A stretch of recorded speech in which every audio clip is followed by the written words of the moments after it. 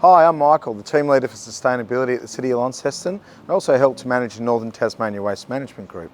And I'd like to talk to you today about the circular economy. So last year, the Northern Tasmania Waste Management Group put out like $200,000 to support the development and the promotion of circular economy in Northern Tasmania. Did this in conjunction with Northern Tasmanian Development Corporation. Now the idea about this was to support really great initiatives that were happening in our region that go towards supporting a circular economy. So what is a circular economy firstly? Okay, so we have this kind of make-break linear relationship with products. Okay, so we make it, we use it, we break it, and then usually it's ending up in a landfill or it goes to some kind of residual waste.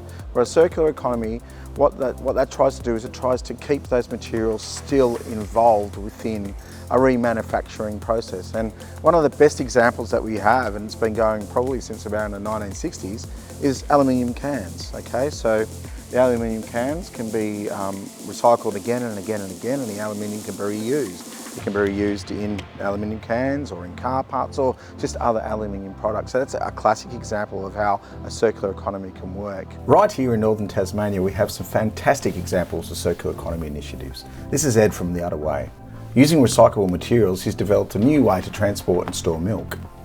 The idea came from just seeing the inefficiencies in getting milk delivered in 2 litre cartons or 3 litre cartons like we currently do.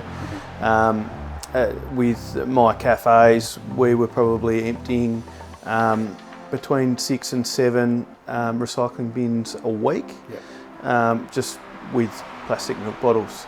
And it just struck me as an extremely inefficient way to have milk delivered. It's the only commodity that you get in 2 litre bottles. Like a mechanic doesn't get 1,000 litres of oil delivered in 2 litre bottles. Right. So it was just seemed really inefficient.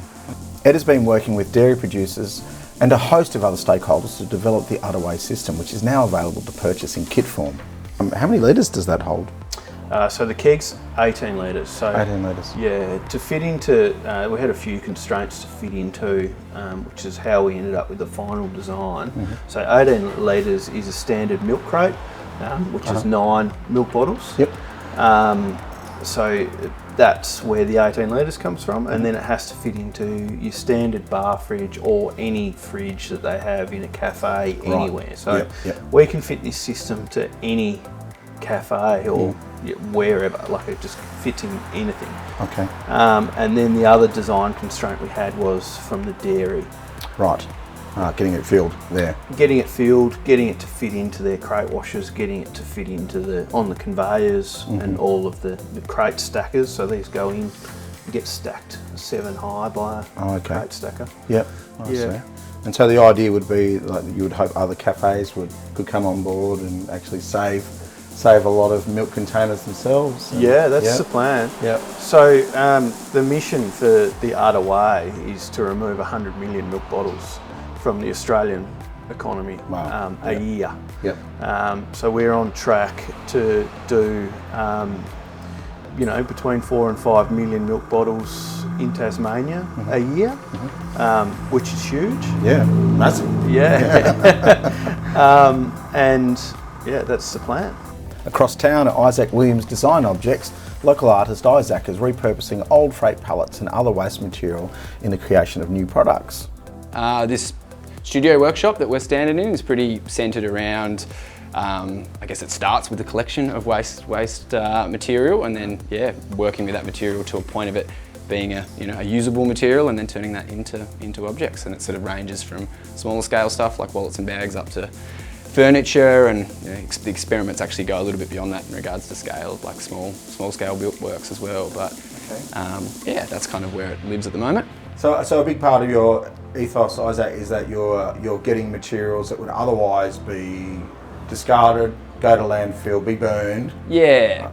So where do you find these materials? Yeah, I like to take the recycled materials, I guess, one step further. Like my first port of call would be, I would refer to as a waste material, but that's just something that will be thrown out. So essentially I'm scrounging rubbish piles for materials. It all kind of started moving to Melbourne, where there was a lot of hard rubbish, which was a new concept to me. I hadn't lived in a spot where that was around before, so it was easy to get inspired by how much wasn't going to be utilised because you could see it on the streets everywhere you walk around. It was like an open bin kind of situation, you know, it was all there, whereas once you put it in a bin, it's kind of disguised and it just disappears. So that was, it was really helpful for that. I actually have an open bin policy in my studio now, so I can see what's there before it then makes its way to the bin. And a lot of that ends up being used again before it does get thrown out. So yeah, it's good for that. Yeah, good. Yeah. And how will the support through the circular economy grants, how will that help you in your endeavours? Oh, hugely, to be honest. I've been doing this for 4 or 5 years now, and this is an opportunity to sort of step up, I guess, the scale and the productivity, more importantly, of what I do. I tinker around with subpar gear, and I'm able to produce quality items with what I have, but when it comes to the time frame and the productivity that I'm able to work with, that's where I fall down, I think. So this is an opportunity to step up the productivity and, you know, in turn, therefore, reduce my waste. The more I make, the more waste gets pulled out of rubbish piles. So that's where I see the potential, and excited to get stuck into it, really. Elsewhere in northern Tasmania, audiologist Sarah is repurposing and servicing unwanted hearing aids to help people living with hearing impairment.